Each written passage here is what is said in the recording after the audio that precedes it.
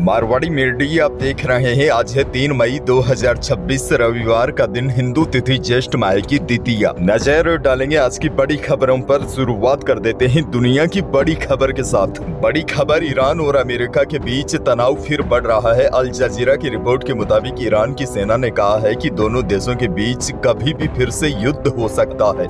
Iran का कहना है कि अमेरिका किसी भी समझौते को लेकर गंभीर नहीं है। उनका मानना है कि उन्होंने पहले बातचीत में उन्होंने युद्ध विराम के दौरान काफी नरमी दिखाई, लेकिन अमेरिका ने ऐसा बिल्कुल भी नहीं किया। उधर अमेरिकी राष्ट्रपति डोनाल्ड ट्रंप ने कहा है कि वे ईरान को किसी भी हालत में परमाणु हथियार हासिल नहीं करने देंगे, क्योंकि यह पूरी दुनिया की सुरक्षा के लिए एक बड़ा खतरा है। इसी वजह से अमेरिका को ईरान के खिलाफ जंग में उतरना पड़ा। चिंताजनक खबर यह है, एक बार फिर दोनों देशों के बीच तनाव बढ़ता जा रहा है, जिसकी वजह से दुनिया के कई देशों में एनर्जी क्राइसिस का खतरा भी बढ़ता दिखाई दे रहा है।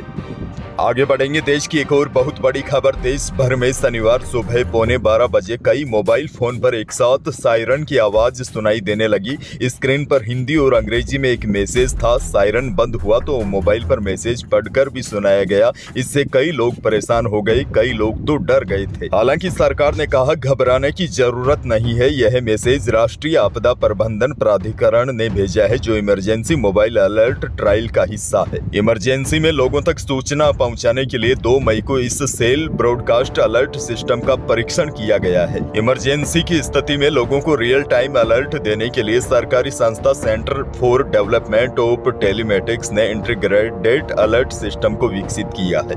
और सबसे बड़ी जानकारी तो यही, इससे देश के सभी 36 राज्यों और केंद्र शासित प्रदेशों में एक्टिव भी कर दिया है।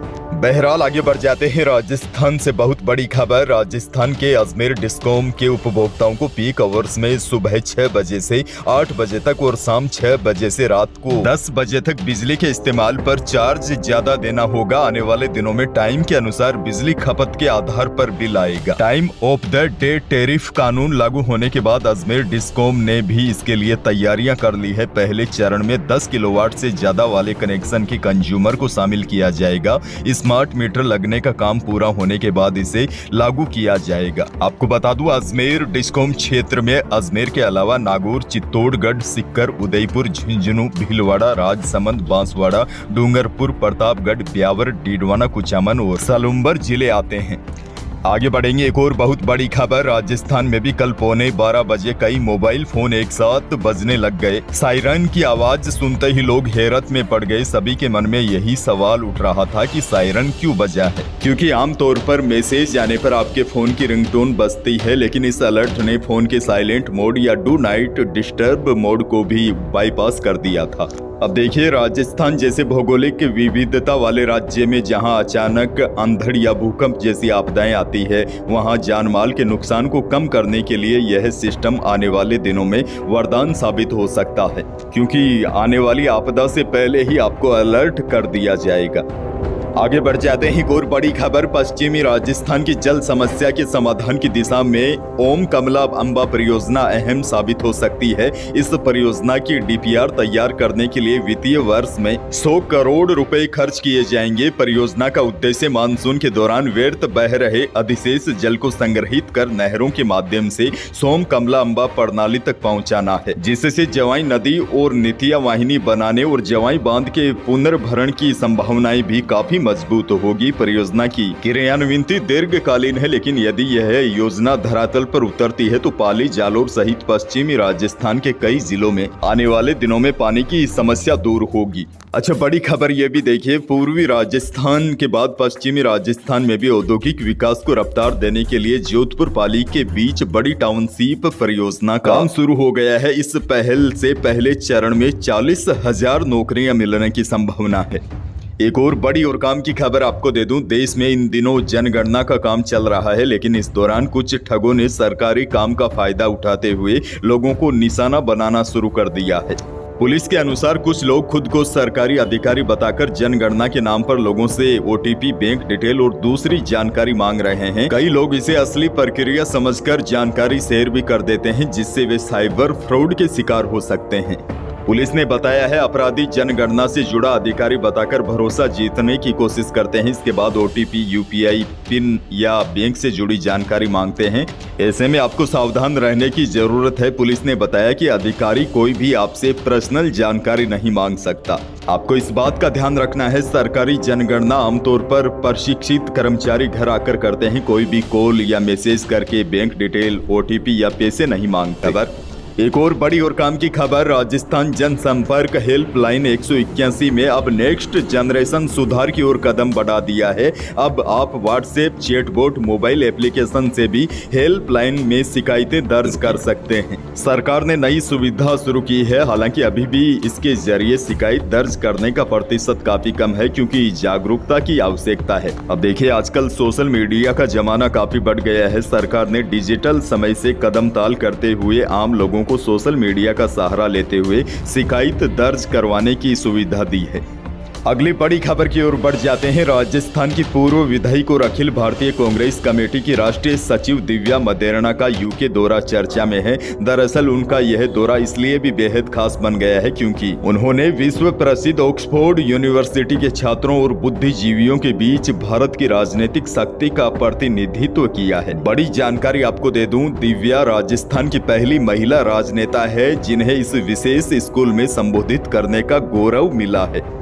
झालावाड़ से बड़ी खबर, मजबूरी का फायदा उठाकर उधार दिए पैसे पर अवैध रूप से भारी ब्याज वसूली को लेकर झालावाड़ पुलिस ने शुक्रवार को लगातार दूसरे दिन बड़ी कार्रवाई की है। इस बार डग पुलिस ने ब्याज माफिया पर बड़ी कार्रवाई करते हुए उनके पास से 400 से ज्यादा वाहन और कृषि यंत्र जब्त किए हैं। पुलिस ने इस मामले में सूदखोर के खिलाफ FIR तक दर्ज की है। SP अमित कुमार ने बताया कि डग क्षेत्र में हस्ताक्षर किए खाली चेक और स्टाम्प के जरिए गरीबों की मजबूरी का फायदा उठाकर भारी भरकम ब्याज वसूली का खेल किया जा रहा था। एक और बड़ी और काम की जानकारी आपको दे दूं, कई किसान भाइयों के 6वीं किस्त को लेकर लगातार कमेंट आ रहे हैं क्योंकि राजस्थान के किसानों को इस किस्त का इंतजार बेसब्री से है। अब देखिए, 22 अप्रैल 2026 को किस्त जारी होने वाली थी, लेकिन ऐन वक्त पर कार्यक्रम टाल दिया गया। इसके पीछे कारण यह बताया जा रहा है, कुछ किसानों के आधार, बैंक या जमीन रिकॉर्ड की जांच अभी पूरी नहीं हुई है और अभी तक सरकार ने नई तारीख आधिकारिक रूप से घोषित नहीं की है, लेकिन प्रशासन का कहना है जल्द ही नई तारीख जारी होगी। वैसे सूत्रों की माने तो मई महीने के आखिरी सप्ताह में किसानों को 6ठी किस्त का पैसा मिल सकता है। एक और बड़ी जानकारी आपको दे दूं, लिवाली बढ़ने से जयपुर सराफा बाजार में शनिवार को चांदी 6,000 रुपए की छलांग लगाकर 2,53,000 रुपए प्रति किलो रही। शुद्ध सोना भी 500 रुपए तेज होकर 1,53,500 रुपए प्रति 10 ग्राम रहा। जेवराती सोना भी 400 रुपए तेज होकर 1,43,500 रुपए प्रति 10 ग्राम रहा। अनाज मंडियों के भाव की बात की जाए तो बीकानेर की अनाज मंडी में कल सरसों का भाव रहा 5800 से 6550 रुपए। पीली सरसों बिकी अधिकतम 7400 रुपए। शनिवार को इसबगोल के भाव में तेजी देखी गई। इसबगोल का भाव न्यूनतम 10,000 से अधिकतम 14,500 रुपए रहा। वहीं जीरा बिका अधिकतम 18,800 रुपए। नागौर की मंडी में जीरे का भाव रहा अधिकतम 21,200 रुपए। इसबगोल बिकी न्यूनतम 11,000 से अधिकतम 14,600 रुपए प्रति क्विंटल। वहीं सौंफ का भाव रहा अलग अलग क्वालिटी वाइज 7,000 से लेकर अधिकतम 17,000 रुपए। मौसम को लेकर बड़ी खबर, प्रदेश में तेज गर्मी के बीच आंधी बारिश का दौर जारी है। आंधी बारिश की वजह से कल कई जिलों में भारी नुकसान पहुंचा है। कई पेड़ धराशायी हो गए। शनिवार को कोटा, सीकर, झुंझुनू, नागौर, चूरू, बीकानेर सहित कई जिलों में बारिश हुई। कोटा में बारिश के साथ ओले भी गिरे। इधर अजमेर के पुष्कर में गर्मी से बचने के लिए टेंट में बारात निकाली गई। अब देखिए, बड़ी जानकारी यह है, मई के पहले 15 दिन मौसम में बदलाव का दौर जारी रहेगा। मौसम केंद्र निदेशक राधे श्याम शर्मा ने बताया कि मई के शुरुआती 2 हफ्तों में लगातार आंधी बारिश का दौर चलेगा। सामान्यतः मई में 5 से 6 दिन आंधी बारिश होती है, लेकिन इस बार 10 से 12 दिन दोपहर के बाद मौसम बदलने के आसार है। यानी कि प्रदेश के अधिकांश जिलों में आने वाले 4-5 दिन दोपहर तक गर्मी सताएगी। उसके बाद दोपहर के बाद आंधी बारिश की गतिविधियां देखने को मिलेगी। अंत में एक और बड़ी जानकारी दे दूं, हाल ही में ब्रिटेन की सांसद ने ऐतिहासिक बिल पास करते हुए 2008 के बाद पैदा हुए लोगों पर लाइफ टाइम स्मोकिंग बैन कर दिया है। यानी वर्तमान में जो लोग 18 साल के हो चुके हैं और इस उम्र से कम है, वे अभी भी ब्रिटेन में तंबाकू या तंबाकू जनित चीजों का सेवन नहीं कर सकते। इस तरह से ब्रिटेन स्मोक फ्री जनरेशन बनाना चाहता है। हालांकि देखिए, भारत की स्थिति इस मामले में बेहद खराब है। यहाँ हर साल करीब 14 लाख मौतें तंबाकू के कारण हो जाती है, फिर भी तंबाकू उत्पाद खुले तौर पर बिक रहे हैं। तो यही थी प्रदेश और देश की आज की बड़ी और महत्वपूर्ण खबरें। वीडियो को लाइक करना बिल्कुल न भूलिए। चैनल पर नए हैं तो सब्सक्राइब जरूर कीजिएगा ताकि आप अपडेट रहे बड़ी और काम की खबरों से। धन्यवाद।